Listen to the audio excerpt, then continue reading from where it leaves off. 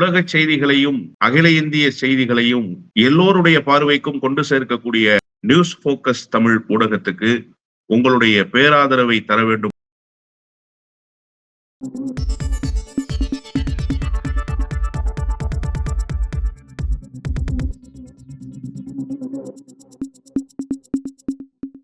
வணக்கம். இன்றைக்கு நம்முடன் அரசியல் பேசுவதற்காக திராவிட இயக்க சிந்தனையாளர் திரு வல்லம் பஷீர் அவர்கள் இணைந்திருக்கிறார். சார் வணக்கம். வணக்கம். தமிழ்நாடு கல்வி ரீதியா பெற வேண்டிய இந்த நிதி விவகாரம், பிறகு அந்த மும்மொழி சம்பந்தமான விஷயம், பிறகு புதிய தேசிய கல்விக் கொள்கை, இந்த விஷயங்கள்லாம் நாடாளுமன்றத்துல கடும் சர்ச்சை நிறைந்த ஒரு விஷயமா மாறிடுச்சு. ஒரு சீரியஸான டிஸ்கஷன் நகருது. திமுக வர்சஸ் பாஜக அப்படிங்கிற அளவுக்கு இந்த விவாதங்கள் ஒரு ஒரு அநாகரிகமான பேச்சுக்கெல்லாம் வெளிப்பட ஆரம்பிச்சிருச்சு அப்படிங்கிறதெல்லாம் பாக்குறோம்.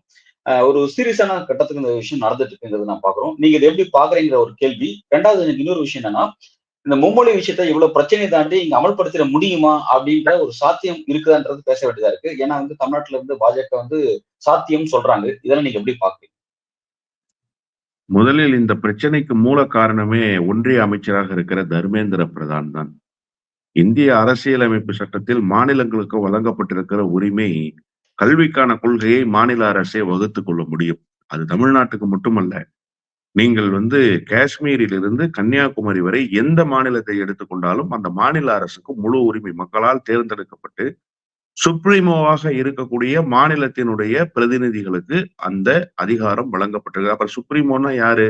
முதலமைச்சர் தான் தமிழ்நாட்டினுடைய சுப்ரீமோ. காஷ்மீரினுடைய முதலமைச்சர் தான் காஷ்மீருக்கு சுப்ரீமோ. அப்ப ஒட்டுமொத்தத்தில் முதலமைச்சருக்கு கீழ் இயங்கக்கூடிய அமைச்சரவை, அதன் பிறகு சட்டமன்றம், இப்படித்தான் அதனுடைய அதிகார வரம்புகள் கட்டமைக்கப்பட்டிருக்கின்றன. எந்த இடத்திலும் ஒன்றிய அரசு இதுல லீட் எடுக்க முடியும்ன்றது அரசியல் அமைப்பு சாசனத்திலையும் இல்ல. அதே மாதிரி ஒன்றிய அரசினுடைய செயல்பாட்டு முறைகள் இருக்குல்ல, அதுலயும் அப்படி எங்கேயும் குறிப்பிடப்படல. எனவே முதலில் தர்மேந்திர பிரதான் தொடங்கிய இந்த வார்த்தை போர் என்பதே உள்நோக்கம் கொண்டதாகத்தான் பார்க்கப்பட வேண்டும். ஒன்று. அடுத்து, இதுல ஏன் திட்டமிட்டு தர்மேந்திர பிரதான் இந்த விவகாரத்துல பேசணும்? ஒன்றிய அரசு இதற்கு முன்பு நிதி தருவதற்கு எந்த விதமான இடையூறும் செய்யாமல் தமிழ்நாடு அரசு கேட்ட போதெல்லாம் நிதி கொடுத்திருக்கிறார்களா என்று கேட்டால் இல்லை. பேரிடர் காலங்களில் தேசிய பேரிடராக அறிவியுங்கள் என்று சொன்னாலும் அதற்கும் நம்மோடு சண்டையிடுகிற ஒரு ஒன்றிய அரசு நமக்கு வாய்த்திருக்கிறது. ஜிஎஸ்டி நாம் செலுத்திய தொகையை நமக்கு திருப்பி தர வேண்டிய நிலுவைத் தொகையை தாருங்கள் என்று கேட்டாலும் நம்மோடு சண்டையிடக்கூடிய ஒன்றிய அரசு அமைந்திருக்கிறது. அப்போ நிதி விவகாரத்துல ஒரு சுமூகமான போக்கு என்பதே ஒன்றிய அரசிடம் எப்போதுமே இருந்ததே இல்லை. அதே அடிப்படையில் தான் இந்த கல்வி கட்டமைப்பை மேம்படுத்துகிற நிதியை ஒதுக்குவதிலும் ஒன்றிய அரசிடத்திலே சுமூகமான போக்கு இல்லை. ஆனால் இதை மடைமாற்றி ஏதோ தமிழ்நாடு அரசு தவறு செய்ததால் தான் அந்த நிதி ஒதுக்கப்படவில்லை என்கிற அந்த காரணத்தை சொல்வதற்குல்ல, அது ஒன்றிய அரசை நியாயப்படுத்துவதும் மாநில அரசை குற்றம் சுமத்துவதுமான நடவடிக்கையாகத்தான் பார்க்கப்பட வேண்டும். இது திட்டமிட்டு தர்மேந்திர பிரதான் செய்த செயல். அப்ப தர்மேந்திர பிரதானுடைய கருத்து அவருடைய தனிப்பட்ட கருத்துன்னு நீங்க பாத்திர முடியுமான்னு கேட்டா நிச்சயமாக பார்க்க முடியாது. ஏன்னு சொன்னா, தர்மேந்திர பிரதான் என்பவர் தனி மனிதர் அல்ல. அவர் ஒன்றிய அரசினுடைய பிரதிநிதி. ஒன்றிய அரசில் முக்கிய துறையில் பொறுப்பு வகிக்கக்கூடிய ஒன்றிய அமைச்சர். அப்ப அவருடைய கருத்து என்பது ஒன்றிய அரசினுடைய கருத்தாகத்தான் பார்க்கப்பட வேண்டும். அவர் திட்டமிட்டு இந்த விவகாரத்தில் பிரச்சனையை திசை திருப்புகிற வேலையை செய்கிறார் என்பதற்கு சிறந்த உதாரணம் நேற்றைக்கு நாடாளுமன்றத்தில் அவருடைய பேச்சுத்தான். ஏன் இப்படிப்பட்ட ஒரு மோசமான பேச்சை நாடாளுமன்றத்தில் பேச வேண்டும்? அதன் பிறகு நம்முடைய நாடாளுமன்ற உறுப்பினர்கள் கடுமையான எதிர்ப்பை தெரிவித்ததற்கு பிறகு அதிலிருந்து பின்வாங்குகிற வேலையை நேற்றைக்கு நாடாளுமன்றத்திலேயே செய்திருக்கிறார். இது கடுமையான எதிர்ப்புக்குள்ளாகும். இப்படி பேசினால் நாடாளுமன்றத்தில் நம்மால் சுமூகமாக நாடாளுமன்றத்தை நடத்த முடியாது. இதெல்லாம் தர்மேந்திர பிரதானுக்கு தெரியாதா? தெரியும். தெரிந்தே அவர் செய்தார். ஏன் தெரிந்து செய்தார் என்று சொன்னால், இந்த விவகாரத்தில் தமிழ்நாடு அரசு முன்னோக்கி நகர்கிறது. தமிழ்நாடு அரசு கொள்கையை வகுத்துக் கொள்ளக்கூடிய இடத்தில் இருக்கிறது. எனவே தமிழ்நாடு அரசு இந்த விவகாரத்தில் விடாபிடியாக இருக்கிறது. தொடர்ந்து பின்பற்றுகிற கல்விக் கொள்கையை இப்போதும் நாங்கள் பின்பற்றுவோம் என்று சொல்கிறார்கள். அதனால் இந்த பிரச்சனையை திசை திருப்பி இதன் மூலமாக பாரதிய ஜனதா கட்சி எந்த தவறும் செய்யவில்லை என்பதை திட்டமிட்டு மக்களிடத்திலே பரப்புவதற்காகத்தான் இத்தகைய வேலைகளை அவர் தொடங்கி இருக்கிறார். எனவேதான் இந்த யுத்தம் என்பது சமீப காலமாக இன்னும் கூர்திட்டப்பட்டிருக்கிறது என்று நான் பார்க்கிறேன். ஒன்று. இரண்டாவது, நீங்க தமிழ்நாட்டுல செயல்படுத்திடுவாங்க எவ்வளவு எதிர்ப்புகள் இருந்தாலும். பாரதிய ஜனதா கட்சியினுடைய பிரதிநிதிகள் அத்தகைய கருத்துக்களை வெளிப்படுத்துறாங்க. அப்புறம் ஏன் சார் நீங்க கையெழுத்து இயக்கம்னு வீதிக்கு வந்தீங்க? உங்களாலதான் செயல்படுத்திட முடியும் தானே?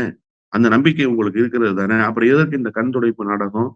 நீங்கள் எதற்கு குடியரசுத் தலைவருக்கு அந்த கையெழுத்து இயக்கத்தினுடைய கையெழுத்துக்களை பெற்றுக் கொண்டு போய் கொடுக்க வேண்டும்? குடியரசு குடியரசுத் தலைவர் இதுல என்ன சார் செய்வாரு? குடியரசுத் தலைவருக்கு இந்த விவகாரத்தில் என்ன அதிகாரம் இருக்கிறது? நீங்கள் குடியரசுத் தலைவரிடத்திலே கொடுப்பதன் மூலமாக என்ன நடந்துவிடப் போகிறது? கடந்த காலத்தில் நடத்திய கையெழுத்து இயக்கங்களினுடைய குடியரசுத் தலைவரிடம் கொடுக்கப்பட்ட பிரதிகள் எல்லாம் எங்கே போயின? எல்லாம் காயலாங்கடையில தூங்கிக்கிட்டு இருக்கு நீங்க அந்த பேப்பர்கள் எல்லாம். எனவே குடியரசுத் தலைவரிடத்திலே கொண்டு போய் கொடுப்பதால் எந்த பயனும் இல்லை. ஒரு அடையாள போராட்டமாக அது இருக்கலாம். நாங்க ஆதரவு தெரிவிக்கிறோம் அப்படிங்கிற மக்களை ஒன்று திரட்டுவதாக. ஆனால் உண்மையிலேயே அப்படி நடக்கிறதா? என்ன நடக்கிறது? நாம 2 நாட்களாக சமூக வலைதளங்கள்ல பார்க்கக்கூடிய காட்சிகள்லாம் மக்கள் திட்டமிட்டு இந்த கையெழுத்து இயக்கத்தை புறக்கணிக்கிறார்கள்.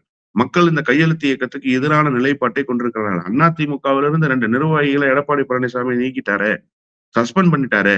ஏன் சஸ்பெண்ட் பண்ணாரு? இந்த மும்மொழி கொள்கைக்கு ஆதரவாக கையெழுத்து இயக்கத்தில் கலந்து கொண்டு கையெழுத்திட்டார்கள் என்பதற்காக. ஆனா அவர்களுடைய அறிக்கை என்ன சொல்கிறது? எங்களை கட்டாயப்படுத்தினார்கள். கட்டாயப்படுத்தி கையெழுத்திட சொன்னார்கள். அதனால் நாங்கள் கையெழுத்திட்டோம். மற்றபடி நாங்கள் மும்மொழி கொள்கையை ஏற்றுக்கொள்கிறோம் என்பதாக பொருள் அல்ல. கட்சியினுடைய நிலைப்பாடு தான் எங்களுடைய நிலைப்பாடு என்று சொல்கிறார்கள். அப்படி என்று சொன்னால், நீங்கள் போகிறவர்கள் வருகிறவர்களை எல்லாம் திட்டமிட்டு கையெழுத்து இயக்கத்துக்கு ஆதரவு தெரிவிக்கிறார்கள் என்பது போல 1 கோடி கையெழுத்தை பெறப்போகிற இயக்கம் என்று நீங்கள் சொல்கிறீர்கள். 1 கோடி கையெழுத்து என்பது சாதாரண காரியம் அல்ல. கடந்த காலத்தில் நான் எல்லாம் கையெழுத்து இயக்கங்களில் பங்கேற்றிருக்கிறேன். மறுமலர்ச்சி திமுகவில் அங்கம் வகித்த நேரத்தில் 2003, 2004 மறுமலர்ச்சி திமுகவினுடைய பொதுச் செயலாளர் சிறையில இருந்தபோது கையெழுத்து இயக்கத்தை 1 கோடி கையெழுத்து இயக்கம் என்று சொல்லி நடத்தினோம். 1 கோடிக்கு மேலான கையெழுத்துக்களை பெற்றோம். அதெல்லாம் கிளை கழகங்கள் தோறும், கிராமங்கள் தோறும், வீதிகள் தோறும் நடத்தப்பட்ட கையெழுத்து இயக்கங்கள். அதெல்லாம் பெரும் சிரமத்துக்கு உண்டான பணி. பாஜகவுக்கு அத்தகைய கட்டமைப்பும் கிடையாது. அப்படி ஒன்றும் அவர்கள் மக்களிடத்திலே போய் அந்த கையெழுத்து இயக்கத்தை கொண்டு சேர்க்கவும் இல்லை. எனவே திட்டமிட்டு ஒன்றிய அரசு இந்த விவகாரத்தில் தமிழ்நாடு அரசு தவறு செய்ததை போல சித்தரிக்க முயல்கிறது. அதைத்தான் தர்மேந்திர பிரதானுடைய பேச்சு உணர்த்துகிறது. இங்கே மாநில அரசுக்கு எதிராக மக்கள் சிந்திக்கிறார்கள் என்பது போன்ற ஒரு மாய தோற்றத்தை உருவாக்குவதற்கு இந்த கையெழுத்து இயக்கத்தை நடத்தி கொண்டு நாங்கள் எப்படியாவது மும்மொழி கொள்கையை செயல்படுத்தி விடுவோம் என்று சொல்கிறார்கள். அவர்களுக்கு செயல்படுத்துகிற எந்த அதிகாரமும் இல்லை. மும்மொழி கொள்கையை தமிழ்நாட்டுக்குள் கொண்டு வரவும் முடியாது. அப்படியே கொண்டு வந்தாலும் எப்படி பஞ்சாப், ஹரியானா போன்ற மாநிலங்களில் விவசாயிகளுக்கு புதிய மசோதாவை கொண்டு வந்ததற்கு பிறகு ஒரு புள்ளி, ஒரு கமாவை கூட மாற்ற மாட்டோம் என்று இங்கிருந்து ஒருவர் பேசினார். ஆனால் உண்மையிலேயே நடந்தது என்ன? மக்கள் வீதிக்கு வந்தார்கள். வீதிக்கு வந்து மக்கள் போராடினார்கள். போராடியதற்கு பிறகு மிகப்பெரிய போராட்டம், உயிர் பலிகள் எல்லாம் நடந்ததற்கு பிறகு அந்த விவசாயிகளுக்கு எதிரான மசோதாவை நிறைவேற்றிய சட்டம் திரும்ப பெறப்பட்ட காட்சியை இந்திய துணைக்கண்டம் பார்த்ததா இல்லையா? அதுபோல இந்த மும்மொழி கொள்கை விவகாரத்தில் உங்களிடம் இருக்கக்கூடிய அதிகாரத்தை பயன்படுத்தி நீங்கள் ஏதாவது செய்ய முனைந்தீர்கள் என்று சொன்னால் தமிழ்நாடு கொந்தளிப்பான மனநிலையில் இருக்கிறது என்பதைத்தான் நாம் புரிந்து கொள்ள வேண்டும். ரொம்ப ஒரு முக்கியமான ஒரு இடத்துக்கு இந்த சப்ஜெக்ட் நகருது. இந்த விவாதத்துல பார்லிமெண்ட்ல பேசும்பொழுது சம்பந்தப்பட்ட அமைச்சர் தர்மேந்திர பிரதான் என்ன சொல்றாருன்னா, ஏன்னா நீங்க சந்திச்சீங்க, சந்திக்கும் போது எதெல்லாம் நீங்க ஏத்துக்கணும்னு நீங்க சொன்னீங்களோ அதெல்லாம் நீங்க வந்து ஏத்துக்கிட்டீங்கன்னா, இப்ப நடந்திருக்க இந்த நிதியாண்டு மார்ச் 10 இன்னும் 20 நாள்ல இந்த நிதியாண்டு முடிய போகுது. இப்பவே கூட நான் உங்களுக்கு அந்த ஃபண்ட் எல்லாம் கொடுத்துருவேன்.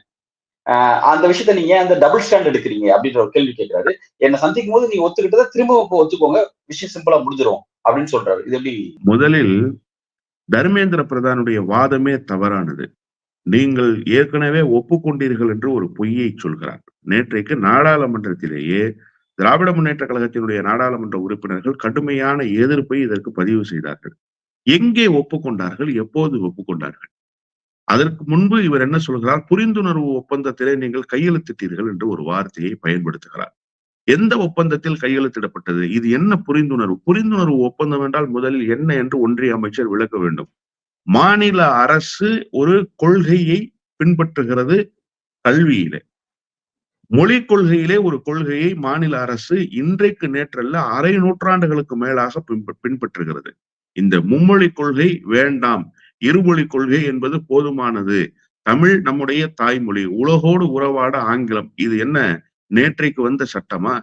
நேற்றைக்கு வந்த கொள்கை முடிவா? இல்லை. அண்ணா வகுத்து தந்த கொள்கை முடிவு. அண்ணா அதிகாரத்துக்கு எப்போது அரியணையில் ஏறினார்?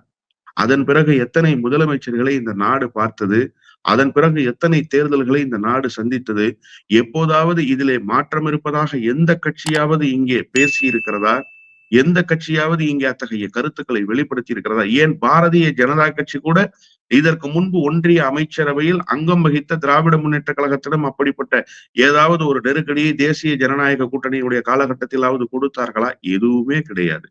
இப்ப புரிந்துணர்வு ஒப்பந்தம் என்று நீங்கள் கொடுக்கிற புரிந்துணர்வு ஒப்பந்தம் என்பது ஒன்று இருக்கிறதா?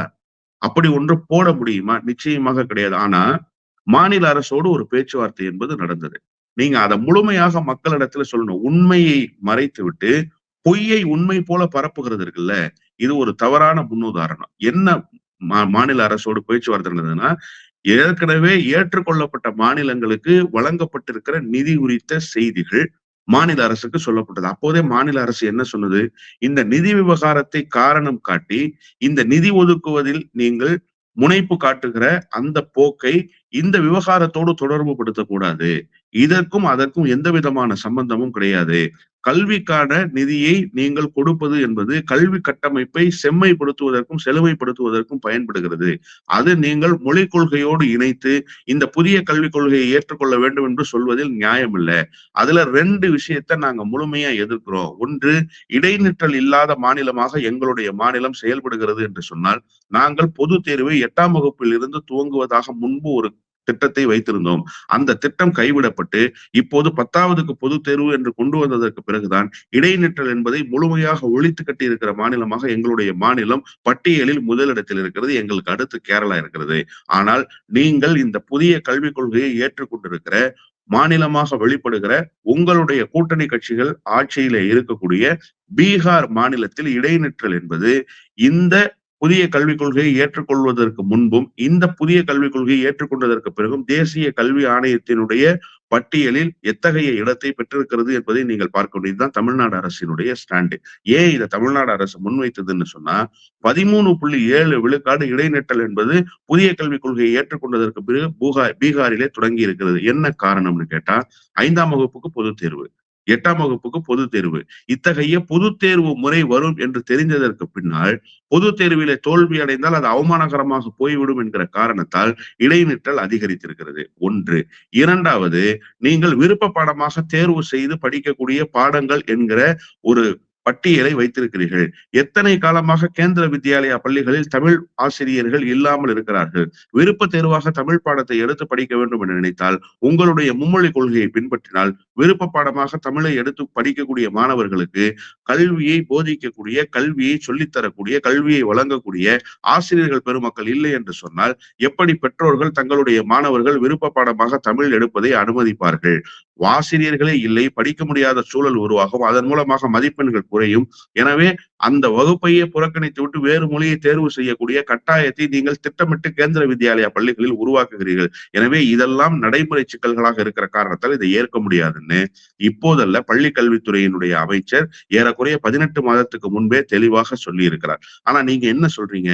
இந்த உண்மையெல்லாம் மறைச்சு திட்டமிட்டு ஏற்கனவே ஒரு புரிந்துணர்வு ஒப்பந்தத்துல கையெழுத்து போடுறேன். சார், நான் என்ன கேட்கிறேன், புரிந்துணர்வு ஒப்பந்தத்துல கையெழுத்து போட்டாங்க. சரி, அப்படியே உங்க வாதத்தின்படியே வச்சுக்கோ. நீங்க யாரு சார் அதை சொல்றதுக்கு? இப்ப கூட ஒண்ணும் பிரச்சனை இல்ல. நீங்க சமரசத்துக்கு வாங்க. நிதிய ஒதுக்குறதுக்கு நாங்க தயாரா இருக்கோம் அப்படின்னு சொன்னா, கழுத்தில் கத்தி வைத்துக் கொண்டு மிரட்டுகிற வேலையை அல்லவா நீங்கள் செய்கிறீர்கள். உங்களுடைய பணி அதுவா? நீங்கள் சொல்வதை ஏற்றுக்கொண்டால் தான் நாங்கள் நிதியை ஒதுக்குவோம் என்று சொல்வதற்கு உங்களுக்கு என்ன அதிகாரம் இருக்கிறது? நீங்கள் எப்படி நாடாளுமன்றத்தில் அதை சொல்ல முடியும்? நீங்கள் சொல்லி இருக்கிற வாதம் என்பது தவறு இல்லையா? ஒன்றிய அரசினுடைய பணி என்ன? அதனால்தான் முதலமைச்சர் போன வாரத்துல கேட்டாரே, வரிகொடா இயக்கம் நடத்த வேண்டிய கட்டாயத்துக்கு தள்ளப்பட்டு விடுவீர்கள் என்கிற ஒரு அறிவிப்பை சூசகமாக செய்தாரே. நீங்க எங்களுக்கு கொடுக்க வேண்டிய நிதியை கொடுக்கலன்னா நாங்க ஏன் வரி கொடுக்கணும்னு கேட்டாரா இல்லையா? இப்ப மாநில அரசு கேட்க முடியும் தானே. மாநில அரசுக்கு அந்த உரிமை இல்லைன்னு நீங்க சொன்னா, ஒன்றிய அரசுக்கு இந்த உரிமை இல்லை என்பதும் யதார்த்தமான உண்மைதானே. அப்ப நீங்க உரிமை இல்லாத ஒரு விவகாரத்தில் உங்களுக்கு தார்மீக கடமையை செய்ய வேண்டிய இடத்திலிருந்து நீங்கள் தவறி, இப்போது கூட நாங்கள் நிதியை கொடுப்பதற்கு தயாராக இருக்கிறோம், நாங்க சொல்றதை நீங்க கேளுங்கன்னா, நாங்க சொல்ற இருமொழி கொள்கையை நாங்க ஏத்துக்கிறதுக்கு நாங்க சொல்றத நீங்க கேளுங்க. அப்பதான் நாங்க வரி கொடுப்போம்னு சொன்னா நீங்கள் ஏற்றுக்கொள்வீர்களா? இந்தியாவிலிருந்து பிரிந்து போவதற்கு பார்க்கிறார்கள், பிரிவினைவாதம் பேசுகிறார்கள், தமிழ்நாட்டு மக்களிடத்திலே ஒரு கிளர்ச்சியை உருவாக்குகிறார்கள் தான் பாரதிய ஜனதா கட்சியினர் இங்க பேசுறாங்களே. அப்ப நீங்க பேசுவது கிளர்ச்சி இல்லையா? நீங்கள் பேசுவது பிரிவினைவாதம் இல்லையா? முதலில் தர்மேந்திர பிரதான் இந்திய அரசியலமைப்பு சாசனத்தின்படி பதவி பிரமாணத்தை ஏற்றுக்கொண்டு விட்டு, ரகசிய காப்பு பிரமாணத்தை ஏற்றுக்கொண்டு விட்டு, இப்படியெல்லாம் பேசுவது இந்திய அரசியலமைப்பு சாசனத்தை காலில் போட்டு மிதிக்கிற செயல் என்பதை அவருக்கு பாரதிய ஜனதா கட்சியில் இருப்பவர்களாவது எடுத்துச் சொல்ல வேண்டும். ஆனால் பாரதிய ஜனதா கட்சியில் இருப்பவர்களே அவருடைய பேச்சை ஆமோதிப்பது என்பது ஒரு மிகப்பெரிய பேராபத்துக்கு இந்திய துணை கண்டத்தை இட்டுச் செல்வதற்கான வழி என்றுதான் நான் பார்க்கிறேன். தர்மேந்திர பிரதான் பேசின அந்த ஆணவ பேச்சுக்கு தமிழ்நாட்டுல இருக்கக்கூடிய பாஜகவினர்லாம் சரியா தான் பேசியிருக்காரு, சரியான பதிலடி கொடுத்திருக்காரு, என்ன தப்பா பேசிட்டாரு அப்படின்னு சொல்லிட்டு அதுக்கான ஒரு வாதத்தை வைக்கிறாங்க. 2வது வந்து இவர் பேசின பேச்சு குறித்து ஒரு கட்டத்துல அவரே அத வந்து திரும்ப பெறக்கூடிய ஒரு நிகழ்வு நடக்குது. ஆனா வந்து அது குறித்து பாஜகவோட சீனியர்ஸ் மோடியோ, இல்ல அமித்ஷாவோ, இல்ல மற்ற சீனியர்ஸ் யாரும் வந்து கருத்து சொல்லாம அமைதியா இருக்காங்க. அ இந்த மாதிரியான பாலிடிக்ஸ் செய்யறது மூலமா வந்து மக்கள்ட்ட அன்பாப்புலர் தானே ஆகுவாங்க. தமிழ்நாட்டுல வந்து வெறுப்பு தான் சம்பாதிப்பாங்க. இந்த பாலிடிக்ஸ் எதுக்காக கையில எடுக்கணும்? இந்த பாலிடிக்ஸ்னால திமுக வளர்ச்சி அடையுதுல்ல. இந்த எதுக்காக ஃபர்ஸ்ட் இந்த விஷயத்துக்குள்ள போய் சிக்கணும் அப்படின்னு பார்க்க வேண்டியது. சார், அவர்களுக்கு இப்போது மட்டுமா பின்னடைவு? இந்த விவகாரத்தில் பேசுவதை மட்டுமா வைத்து பாரதிய ஜனதா கட்சியை மக்கள் எடை போட போகிறார்கள்? நீங்க ஒரு விஷயத்த நல்லா புரிஞ்சுக்கணும். பாரதிய ஜனதா கட்சிக்கு தொடர் வீழ்ச்சியை தருகிற மாநிலமாக தமிழ்நாடு வெளிப்படுகிறது. இப்ப தமிழ்நாட்டுல கட்சி வளர்க்க வேண்டும் என்கிற நோக்கம் இருந்திருந்தால், தமிழ்நாட்டு மக்கள் எதை விரும்புகிறார்களோ அதை நோக்கி அல்லவா பாஜக நகர்ந்திருக்க வேண்டும். அவர்களுக்கு நோக்கம் அதுவல்ல. ஒன்றிய அரசு எங்களுடைய கையில் தான் இருக்கிறது. நாங்கள் நினைத்தால் எதை வேண்டுமானாலும் செய்வோம் என்பதை அதிகாரத்தை கையில் வைத்துக்கொண்டு மக்களிடத்துல பேசுகிற மொழியில் தான் அவர்கள் பேசியிருக்கிறார்கள். மக்களிடத்துல ஜனநாயக வழியில் அவர்கள் பேசுவதே கிடையாது. ஜனநாயக வழியில் பேசுவதாக இருந்தால் மக்கள் குரலுக்கு அவர்கள் செவி சாய்த்திருப்பார்கள். மக்கள் விருப்பத்துக்கேற்ப அவர்கள் ஆட்சி அதிகாரத்தை கொண்டு செலுத்துவார்கள். ஆனால் இவர்கள் அப்படியா வெளிப்படுகிறார்கள்? இல்லையே. ஒன்றிய அரசினுடைய ஒவ்வொரு பேச்சையும் மக்கள் கவனித்துக் கொண்டே இருக்கிறார்கள். மக்கள் அதற்கு நேர் எதிர் நிலைப்பாட்டை கொண்டிருக்கிறார்கள் தமிழ்நாட்டுல. இது வெளிப்படையாக பாரதிய ஜனதா கட்சிக்கு தெரியாதா? நிச்சயமாக தெரியும். ஆனால் அவர்கள் என்ன சொல்ல வருகிறார்கள் என்று சொன்னால், நீ ஏத்துக்கிட்டாலும் சரி, ஏத்துக்கலைனாலும் சரி, அதிகாரம் என்கிட்ட இருக்கு. நான் அதை செய்து காட்டுவேன். வேறு வழியே உனக்கு கிடையாது என்கிற மொழியில் தான் அவர்கள் பேசுகிறார்கள். இது பாரதிய ஜனதா கட்சிக்கு பின்னடைவான பின்னடைவு. ஆனா அவங்க என்ன நினைக்கிறாங்கன்னா, ஒரு நரேஷன் செட் பண்றாங்கல்ல. பாஜக சொல்றத நம்ம கேட்டுதான்ப்பா ஆகணும். கேட்டாதான்ப்பா நமக்கு நிதி கிடைக்கும். கேட்டாதான்ப்பா நம்ம கட்டமைப்பை மேம்படுத்த முடியும். அதை கேட்டாதான்ப்பா நம்முடைய வாழ்வுக்கு வளம் சேர்க்க முடியும். இல்லைன்னு சொன்னா நம்ம ரொம்ப சிரமப்படுவோம். நம்மளால ஒன்றிய அரசினுடைய துணை இல்லாமல் மாநில அரசு நம்முடைய முதலமைச்சரால நடத்த முடியாது. நமக்கு போதுமான நிதியை கொடுக்க மாட்டாங்க. நம்ம இதனால அல்லல் படுவோம். இதன் மூலமாக வரக்கூடிய இடையூறுகளை நாம சந்திக்க நேருவோன்ற ஒரு அச்ச உணர்வு இருக்குல்ல. இந்த அச்ச உணர்வுக்கு மக்கள் வர வேண்டும் என்றுதான் அவர்கள் முயற்சிக்கிறார்கள். இன்னொன்று, மாநில அரசை இதன் மூலமாக குறை சொல்ல வேண்டும். இதன் மூலமாக மாநில அரசினுடைய தரத்தை குறைத்து காட்ட வேண்டும் என்பதற்கு அவர்கள் மெனக்கெடுக்கிறார்கள். ஆனால் உண்மையிலேயே நீங்கள் சொன்னதைப் போல மாநில அரசினுடைய தரமும் குறையவில்லை. மாநில அரசினுடைய நிலைப்பாட்டில் மாற்றமில்லை என்பதில் மக்கள் உறுதியாக இருக்க நான் என்ன கேட்கிறேன்னா சார், மாநில அரசு இத்தகைய ஒரு பிடிவாத போக்கை கையில் எடுத்திருக்கிறது என்று வைத்துக் கொண்டாலுமே கூட, மக்கள் எதிர்ப்பு இருந்தால் இத்தகைய பிடிவாதத்தை பிடிக்க முடியுமா? நீங்க சொல்லுங்க. உண்மையிலேயே தமிழ்நாடு மும்மொழி கொள்கைக்கு ஆதரவாக இருக்கிறது என்று நாம் வச்சுக்குவோமே. மும்மொழி கொள்கை வேண்டும் என்கிற மனநிலையில் இருக்கிறது. ஒரு அரசு இவ்வளவு வேகமாக அதை எதிர்க்கும் என்று சொன்னால், மக்கள் மனநிலை வேறாக இருந்திருந்தால் அரசினுடைய நடவடிக்கை மக்கள் ஏற்றிருப்பாங்களா? நீங்க சொல்லுங்க. அதுவும் தமிழ்நாடு மாதிரி ஜனநாயகப்படுத்தப்பட்டிருக்கிற, அரசியல் வயப்படுத்தப்பட்டிருக்கிற மாநிலங்களில் அத்தகைய கருத்துக்கள் உண்மையிலேயே அரசுக்கு நேரடியாக எதிர்ப்பை தெரிவிக்காமல் மக்கள் ஏற்றுக்குவாங்களா? ஜெயலலிதா அம்மையார் குடும்ப அட்டைகளுக்கு முத்திரை பதிக்கப்படும்னு சொன்னாங்க. அது அரசினுடைய முடிவுதான். ஆனா மக்கள் எப்படி கொதித்தெழுந்து எழுந்தார்கள்? எப்படி வெளிப்பட்டார்கள்? அடுத்த தேர்தலிலேயே அது எதிரொலித்ததே. ஆடு, மாடு, கோழி பலியிடுவதற்கு தடை சட்டம் கொண்டு வந்தார். அடுத்த தேர்தலிலேயே அது எதிரொலித்ததே. கட்டாய மதமாற்றத்துக்கு தடை சட்டம் கொண்டு வந்தார். அடுத்த தேர்தலிலேயே அது எதிரொலித்ததே. தேர்தல் தோல்விக்கு பிறகு இதையெல்லாம் திரும்ப பெற்றுக் கொண்டாரே அம்மையார். அப்போ தமிழ்நாடு எந்த நேரத்தில் எதை வெளிக்காட்ட வேண்டுமோ அதை வெளிக்காட்டினோம். மும்மொழி கொள்கையை ஏற்றுக்கொள்ள மாட்டோம்னு முதலமைச்சர் என்ன நேற்றைக்கு தான் பேசி இருக்கிறாரா? எப்போது அதிகாரத்துக்கு வந்தாரோ, அதிகாரத்துக்கு வந்த 6வது மாதத்திலேயே இது குறித்த பேச்சுக்கள் எழுந்தபோது அவர் அழுத்தமாக பதிவு செய்தாரு. அதன் பிறகு எத்தனை தேர்தல்களை சந்தித்தார்? ஏன் மக்கள் அதற்கு எதிரான மனநிலையில் இல்ல? அப்போ மக்கள் கரெக்ட். தெளிவாக இருக்கிறார்கள். மக்களுடைய உணர்வ தான் வந்து ஸ்டாலின் பிரதிபலிக்கிறார் அப்படின்றத நீங்க குறிப்பிடுறீங்க. அது ஆமாமா. புரிஞ்சுக்க நிச்சயமா, முடியுது. நிச்சயமா. ஆனா இப்ப வந்து என்னோட கேள்வி என்னன்னா, இந்த மாதிரியான ஒரு அச்ச உணர்வ ஏற்படுத்தி தமிழ்நாட்டுல மக்கள்ட்ட நம்பிக்கை பெற்று அரசியல் ரீதியா வளர்ந்துட முடியுமா பாஜகவால? எதற்காக இப்படி ஒரு சார், பேட்டர்ன ஃபாலோ பண்றாங்க? பாஜகவுக்கு வளரணுங்கிற நோக்கமே இல்ல சார். முதல்ல நீங்க ஒண்ணு புரிஞ்சுக்கணும். அததான் நான் இவ்வளவு தூரம் சொன்னேன். பாஜகவுக்கு வளர வேண்டும் என்கிற நோக்கமும் இல்லை. தமிழ்நாட்டில் வளர முடியாது என்பது அவர்களுக்கு நன்றாகவே தெரியும். ஆனால் அச்ச உணர்வை தூண்டுவதன் மூலமாக பாரதிய ஜனதா கட்சி சொல்வதை கேட்டுத்தான் ஆக வேண்டும். இல்லை என்று சொன்னால் நம்முடைய மாநிலம் சிதைக்கப்பட்டு விடும். நம்முடைய மாநிலத்தினுடைய உரிமைகள் நசுக்கப்பட்டுருங்கிற ஒரு கருத்துருவாக்கம் இருக்குல்ல. அந்த கருத்துருவாக்கத்துக்கு கொண்டு வருவதன் மூலமாகத்தான், அந்த அச்ச உணர்வின் மூலமாகத்தான் நம்முடைய அதிகாரத்தை மக்களிடத்துல கொண்டு செலுத்த முடியும்னு பாஜக நம்புது. கடந்த காலத்துல அப்படித்தானே சார் செஞ்சிருக்காங்க. அச்சுறுத்தி தானே வாக்குகளை பெற்றார்கள். அச்சுறுத்தி தானே தேர்தல் களத்துக்கு வந்தார்கள். வ அந்த வட அச்சுறுத்தலை இந்தியாவுல தான் இன்னைக்கு இஸ்லாமியர்கள அச்சுறுத்துறாங்க. வட இந்தியால இஸ்லாமியர்கள அச்சுறுத்தி பெரும்பான்மை இந்துக்கள வாக்குகள பெற்று அரியணைக்கு வரக்கூடிய ஒரு பேட்டர்ன் ஃபாலோ பண்றாங்க. தமிழ்நாட்டுல இந்த மாரி வந்து நிர்வாக ரீதியான ஒரு குடைச்சல குடுத்தோ, இல்ல ஃபண்ட கட் பண்ணியோ, இல்ல திட்டங்கள் மூலமா வந்து ஒரு மிரட்டியோ, இந்த மாதிரியான விஷயங்கள் மூலமா தமிழ்நாட்டுல அரசியல் செஞ்சிட முடியுமா? அதிகாரத்த கைப்பற்றிட முடியுமா? புல்டோசர் கலாச்சாரம்னு யோகி ஆதித்யநாத் பின்பற்றினாரா? அது இஸ்லாமியர்களுக்கு எதிராக மட்டுமேவா பின்பற்றினார்? சொல்லுங்க. இஸ்லாமியர்களுக்கு எதிராக மட்டுமேவா பின்பற்றினார்? இல்லை. தாழ்த்தப்பட்டவர்களுக்கு எதிராகவும் அது கையில் எடுக்கப்பட்டது. அப்ப தாழ்த்தப்பட்டவர்கள் இந்துக்கள் இல்லையா என்கிற கேள்விக்கு நான் ஏன் இத சொல்றேன் அப்படின்னு சொன்னா, அவர்கள் யாரை அச்சுறுத்த வேண்டும் என்று நினைத்தாலும் அச்சுறுத்தலாம். இந்து, முஸ்லீம், கிறிஸ்டின் என்கிற பாகுபாடெல்லாம் கிடையாது. அவர்கள் பக்கத்தில் இருப்பவர்களை விட்டு வைப்பார்கள். அவர்களுக்கு எதிராக இருப்பவர்களை அச்சுறுத்துவார்கள். இந்த ஃபார்முலாவ மோடி 2வது முறை ஆட்சி அதிகாரத்துக்கு வந்தபோதே 2019 மிக வேகமாக செயல்படுத்த துவங்கிவிட்டார். அதற்கு ஆதரவாகத்தான் இரட்டை இன்ஜின் ஆட்சி என்று சொல்லப்படுகிற மாநில அதிகாரங்களும் அவர்களுக்கு துணை நிற்க துவங்கிவிட்டன. எனவே இப்போது அந்த மனநிலையிலிருந்து தான் தமிழ்நாட்டையும் அவர்கள் அணுகுகிறார்கள். ஒவ்வொரு முறையும் தமிழ்நாட்டை மாற்றாந்தாய் மனப்பான்மையோடு நடத்துகிற போக்கும் அதுதான். இப்ப மக்களிடத்துல நடுநிலைமையாக பேசக்கூடிய, அரசியல் புரிதல் இல்லாமல் பேசக்கூடியவர்களிடத்துல ஒரு கருத்து உருவாக்கம் வந்துருச்சா இல்லையா? மாநில அரசு அனுசரிச்சு போக வேண்டியது தானே. அத பேசக்கூடிய கருத்துக்கள் இன்றைக்கு அரசியலாளர்களிடத்திலே வெளிப்படுதா இல்லையா? ஏங்க மாநில அரசு இணக்கமா போய் நிதி வாங்க வேண்டியது தானே. பாஜகவினரே ஊடகங்கள்ல உட்கார்ந்துட்டு பேசுறாங்களே, ஏங்க நீங்க அனுசரிச்சு போய் நிதி வாங்காம சண்டை போட்டுக்கிட்டே இருந்தா எப்படிங்க நிதி குடுப்பாங்க? யாரு சார் சண்டை போடுறா? யாரு சண்டை போடுறா? இன்னொன்னு சண்டை போட்டா நிதி கொடுக்க மாட்டோம்னு சொல்வதற்கு என்ன அதிகாரம் இருக்கு? அதை யாராவது கேட்கிறாங்களா? அப்ப அந்த கருத்துருவாக்கத்தை செய்ததன் மூலமாக மாநில அரசுக்கு ஒரு கில்ட்டி ஃபீலிங்க உருவாக்கிரணும். நம்ம தான் இணக்கமா போகல. இணக்கமா போனா காசு குடுப்பாங்கங்கிற மாடல் வந்து எடப்பாடி பழனிசாமியினுடைய மாடலுக்கு இந்த திராவிட மாடலை தயார்படுத்துகிற வேலை. அந்த மனநிலையை மெல்ல மெல்ல உருவாக்குகிறார்கள் அல்லவா? இந்த கருத்துருவாக்கம் தான் அவர்களுக்கு தேவைப்படுகிறது.